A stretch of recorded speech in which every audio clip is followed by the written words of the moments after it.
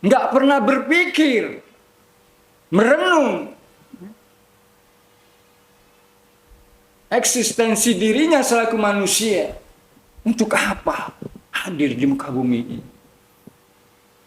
Dan salah satu penyebab kenapa ini terjadi, fi qulubihim marad.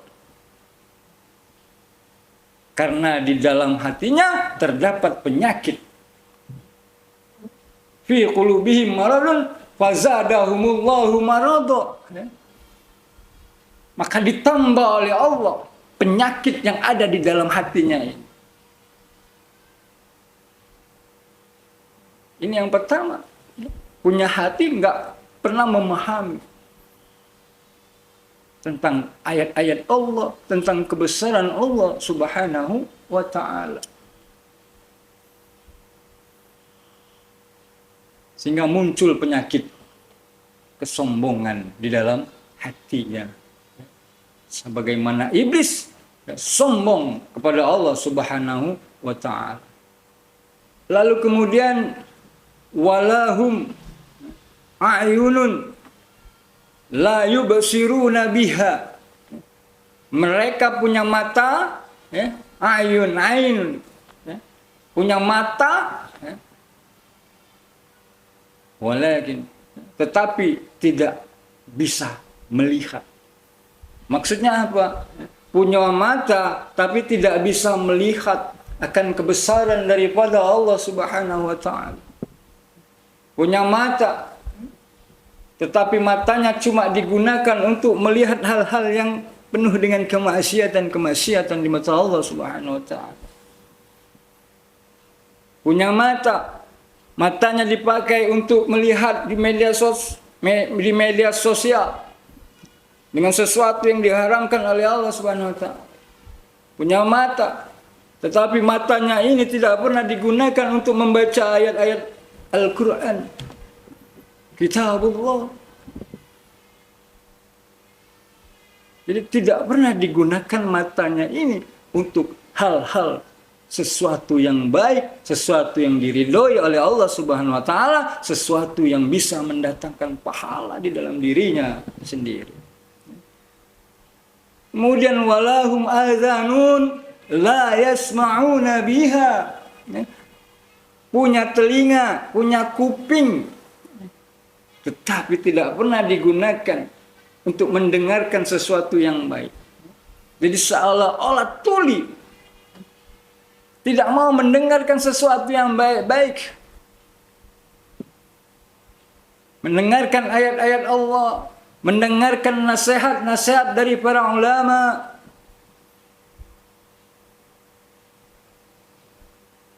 Tetapi hobinya mendengarkan sesuatu yang dilarang oleh Allah SWT.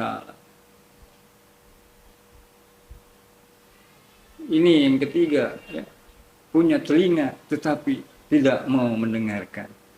Nah, ketika ini terjadi dalam diri manusia, lalu Allah mengatakan, ya, ulaika kal an'am bal hum adall. Ya. Mereka ini bagaikan hewan ternak. Ini bukan saya yang bilang, tapi Allah Subhanahu wa ta'ala di dalam Al-A'raf 179 ini. Bagaikan hewan ternak. Ya seperti itulah hewan. Dia tidak peduli dengan sekitar lingkungan. Bisa kemauan mereka sendiri, mau berzina di depan mata kita. Lah itu hewan. Karena nggak punya apapun, nggak punya akal, pikiran. Nah kita manusia punya akal, punya mata, punya telinga dan lain sebagainya. Ketika kita melakukan seperti itu, seperti hewan itu, maka Allah gambarkannya seperti hewan, balhum adal, bahkan lebih kacau daripada hewan. Dan mereka inilah dikatakan oleh Allah, ulaika humul ghafilun. Mereka adalah orang-orang yang lalai di dunianya. Maka hadirin sekalian, ikhwafillah rahimakumullah, ketika ini terjadi, wajar kalau Allah katakan ya. Kemudian tsumma radadnahu asfala safilin. Kemudian kami tempatkan manusia itu ke tempat yang serendah-rendahnya, yaitu neraka jahanam. Nauzubillah, tsumma nauzubillahi min dzalik. Tapi ikhwafillah rahimakumullah, ya, tentunya tidak semua manusia akan ditempatkan oleh Allah ke tempat yang serendah-rendahnya ini. Kata Allah di dalam surah At-Tin ayat selanjutnya, yaitu ayat 6, ya. Illal ladzina amanu wa 'amilus sholihati falahum ajrun ghairu mamnun. Ya. Ada pengecualian, ya. Tidak semua manusia, ya, seperti itu, ya. Ada pengecualian, allazina amanu wa 'amilus sholihati falahum ajrun ghairu mamnun, ya. Yaitu kecuali orang-orang yang beriman dan banyak mengamalkan amalan-amalan soleh di dunia ini, ya. Falahum ajrun ghairu mamnun, ya. Jadi orang-orang yang senantiasa melakukan kebaikan, menyebarkan kasih sayang di muka bumi ini, ya, itu kata Allah, ya, falahum ajrun ghairu mamnun. Maka bagi mereka akan mengalir terus pahala dalam dirinya, ya, sampai mereka nanti dimasukkan ke dalam jannatullah, surganya Allah Subhanahu wa taala. Mudah-mudahan hadirin sekalian, kita semua, ya, ikhwafillah rahimakumullah, akan dijadikan oleh Allah sebagai hamba-hamba Allah yang dikatakan di dalam Al-Quran ayat 6 tadi, ya, bukan di ayat yang awal tadi, ayat 4 dan ayat 5, ya. Sebagai manusia yang sadar diri eksistensinya, keberadaan dirinya di muka bumi ini, ya, sebagai hamba Allah, sebagai makhluk Allah yang senantiasa taat kepada Allah dan Rasulnya, ya. Wallahu a'lam bishawab, ya. Mudah-mudahan kita semua sekali lagi akan menjadi ahli syurga. Billahi taufiq wal hidayah. Wassalamualaikum warahmatullahi wabarakatuh. Alhamdulillah, masih bertemu dengan Jos Jaimah, ya. Sambil menunggu Ustadz dakwah, sambil kita makan-makan. Makan apa yang paling enak? Tapi makannya kayak coklat gitu, ya. Apa itu? Ini dia. Produknya Yupau, Mini Pau atau Bakpao Mini, ya. Rasa coklat. Oh, ya, kita langsung saja. Rasanya seperti apa? Apakah melejit? Ya, oke. Coklatnya pasti coklatnya ngeluber nih, gitu banyak, ya, gitu. Kita langsung makan.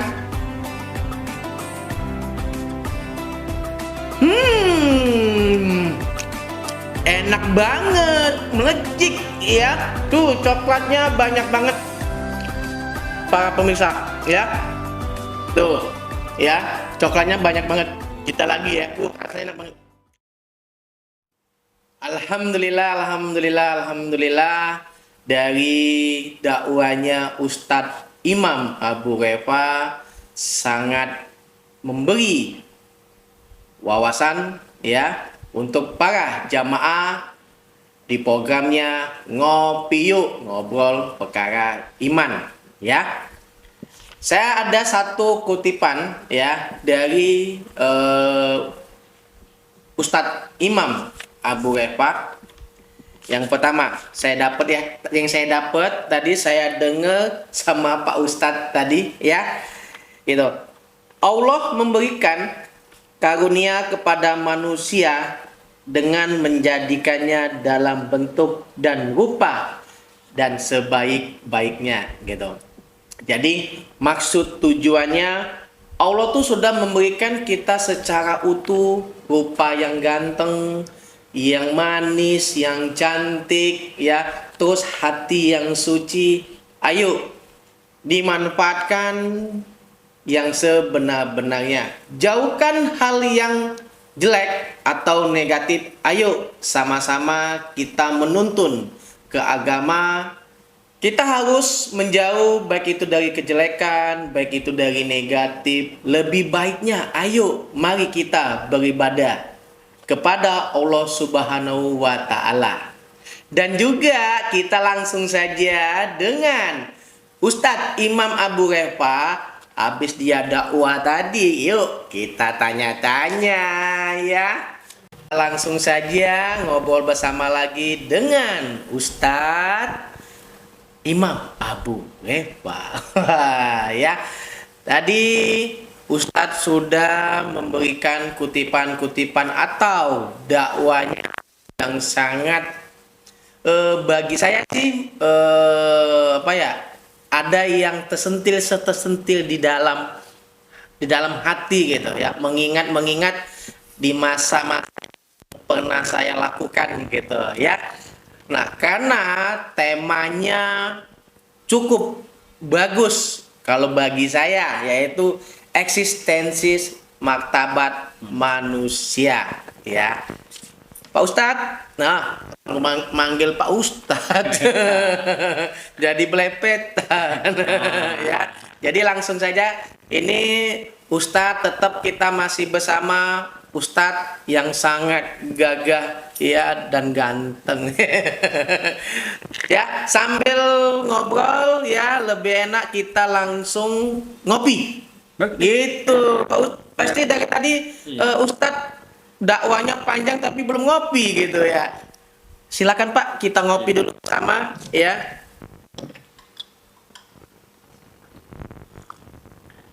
Alhamdulillah.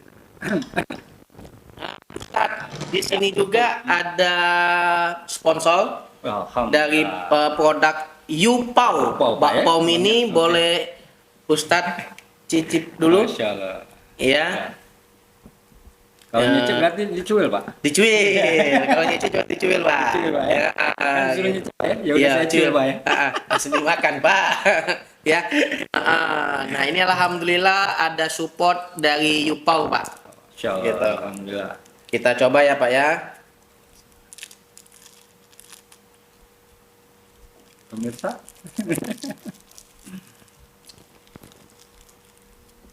Sambil lebih bagusnya kita habis makan kita ngomong lagi, Pak. Boleh. Biar para jamaahnya nunggu.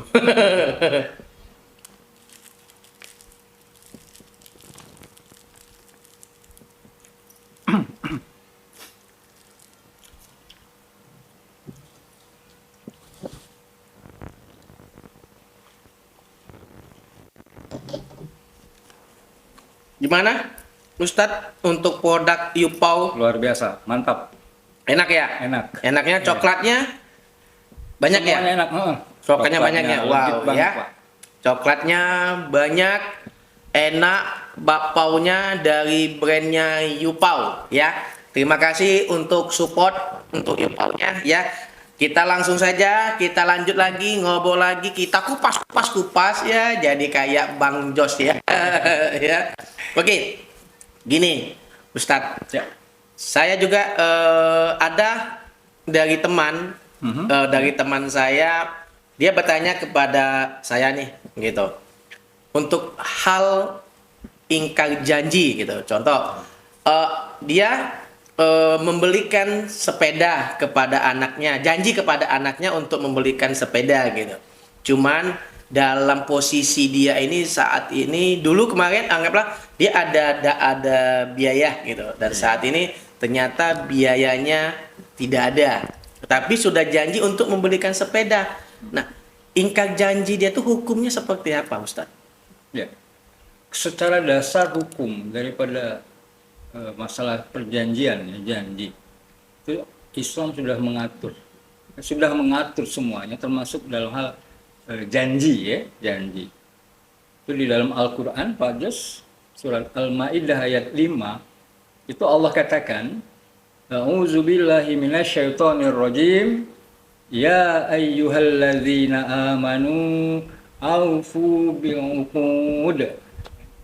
Artinya, hai orang-orang beriman, penuhilah janji-janjimu.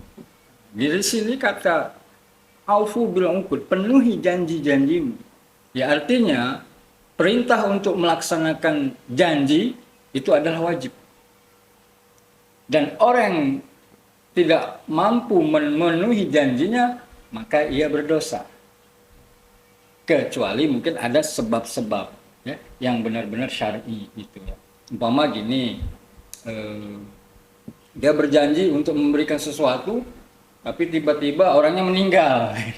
Maka janjinya ini bisa terampuni. Ya. Tapi dengan kasus seperti ini tadi, gimana tadi? Dia akan memberikan sepeda kepada anaknya. Dan saat berjanji itu dia sudah ada uangnya gitu ya. Saat berjanji, gini maksudnya dia berjanji sama anaknya sebenarnya ada dananya. Pas dia mau ke depannya mau beli sepeda itu tapi posisinya dananya nggak ada lagi gitu. Ada terpakai ke lain gitu. Iya. Tetap apa namanya? Tetap harus dilaksanakan, Pak. Biarpun tidak tepat janji hari itu. Iya. Jadi kalau memang seperti itu kan faktor ketidaksengajaan. Betul. Mungkin ada yang lebih urgen ya daripada untuk ini. Tapi janjinya itu tetap harus dilaksanakan. Tinggal lagi adab kita, baik walaupun dengan anak kita sendiri, ya. Dengan anak kita sendiri, kita tetap bilang kepada anak kita, ya, minta maaf, Pak, ini anakku, ya, sayang, hari ini sekarang Papa belum bisa penuhi janji karena uangnya terpakai gini. Tapi sampai kapanpun akad janji itu harus tetap terlaksanakan. Intinya berarti kalau dia tidak menepati janji, tapi berikutnya tetap dia harus dilaksanakan. Betul, jadi namanya sudah ucap janji, iya. Atau ucap janji lah, ucap janji harus dijalankan. Harus dijalankan sampai kapanpun. Sampai kapanpun, baik itu dari dunia ke sebelum hayatnya. Kita selanjutnya pertanyaan kedua. Ustaz ya. Pertanyaan saya yang kedua, ya ini secara saya sendiri, yang tadi dari teman gitu ya. Yang kedua, nah kalau saya bersodako, tetap saya bersodako ini ada di masjid atau bisa ke tempat lain. Oh iya. Intinya hukumnya seperti apa? Gitu. Boleh Ustadz untuk memberikan jelasannya? Jadi untuk sedekah, Islam pun sudah memberikan satu tingkatan-tingkatan gitu ya. Siapa sih yang berhak menerima sedekah ini? Gitu. Nah dalam Islam sesungguhnya sedekah itu yang layak harus kita keluarkan itu justru yang pertama itu pada kerabat terdekat kita, Bang Jas. Ya. Berarti harus dalam kerabat kita dulu nih, yang paling dekat dan paling dekat untuk bisa bersedekah. Betul sekali. Gitu, anggaplah bersedekah atau kita bersedekah memberikan sedekah gitu ya. Kita lihat di antara keluarga kita ini siapa sih yang layak untuk kita berikan. Nah ini anjuran daripada Rasulullah. Ya. Jadi tidak harus ke masjid atau kemanapun, tapi ini tingkatan gitu ya. Jadi yang lebih afdol, yang lebih utama untuk bersedekah ini, ayo kita lihat siapa orang terdekat kita yang layak untuk diberikan sedekah. Baru nanti setelah ini, baru ke yang lain, baik itu ke masjid, ke yatim piatu dan lain sebagainya itu terserah kita. Tapi kalau bicara tentang afdol, keutamaan, maka bersedekahlah kepada orang yang paling terdekat di antara kita, yang memang layak untuk kita sedekahi. Berarti kalau untuk yang lebih afdol ya, maksudnya lebih afdol, lebih baik kita intinya lebih ke kerabat dulu. Intinya tuh lebih kerabat dulu, kita benar-benar ada yang kerabat kita ada yang susah nggak? Betul ya? Kayak gitu ya Ustadz ya? Gitu. Kayak gitu ya. Untuk para jamaah yang untuk kita, makanya saya bilang, saya sedekah ke sini. Cuman saya pengen tahu sih sedekah ini kemana dulu? Apakah kita ke masjid dulu atau kita ke yatim piatu dulu? Tapi dari Ustadz lebih afdolnya kita keluarga dulu. Tapi di garis bawahi kita lihat dulu keluarga kita yang lebih dekat seperti apa dulu. Nerima atau tidak nerima kalau kita memberikan sedekah. Gitu ya Ustadz ya? Gitu. Oke. Alhamdulillah, akhirnya selesai juga dakwanya Ustadz Imam Abu Rehpa yang sudah memberikan untuk kepada para jamaah. Sebelum saya penutupan, saya ada kutipannya, ya, gitu. 1. Namun kebanyakan manusia mengingkari apa yang telah Allah ciptakan tersebut sehingga mereka lalai untuk menjalankan perintah Allah Subhanahu wa taala yang menyebabkan mereka akhirnya masuk ke dalam neraka. Yang kedua, hanya orang-orang yang beriman dan beramal soleh yang terhindar dari api neraka dan akan dimasukkan ke dalam surga dengan pahala yang tiada putus-putusnya. Semoga dari saya Jos Jaima semoga bermanfaat untuk para jamaah, dan terima kasih juga untuk Ustadz Sama-sama. Imam Abu Refa yang sudah memberikan untuk para jamaah juga. Saya akhiri. Assalamualaikum warahmatullahi wabarakatuh. Ngopi yuk, obrol perkara iman.